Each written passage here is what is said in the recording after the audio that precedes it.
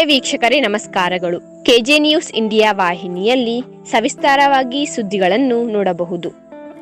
ಉತ್ತರ ಕನ್ನಡ ಜಿಲ್ಲೆ ಮುಂಡಗೋಡ್ ತಾಲೂಕು ಕೋಡಂಬಿ ಗ್ರಾಮದಲ್ಲಿ ನೂತನವಾಗಿ ನಿರ್ಮಾಣಗೊಂಡ ಶಿಬಾರ ದೇವಸ್ಥಾನ ಇಂದು ಹೊಸದಾಗಿ ದೇವರ ಪಾದಗಳನ್ನು ಕುಂಭಮೇಳದ ಜೊತೆಗೆ ಮೆರವಣಿಗೆ ಮಾಡಲಾಯಿತು. ಈ ಒಂದು ಕಾರ್ಯಕ್ರಮದಲ್ಲಿ ಮಹಿಳೆಯರು ಕುಂಭಗಳನ್ನು ಹೊತ್ತು ವಿವಿಧ ವಾದ್ಯಗಳ ಮೇಳದೊಂದಿಗೆ ಪೂಜಾ ಕಾರ್ಯಕ್ರಮ ಪ್ರತಿಷ್ಠಾಪನೆ ನಂತರ ಅನ್ನ ಸಂತರ್ಪಣೆ ಜರುಗಿತು.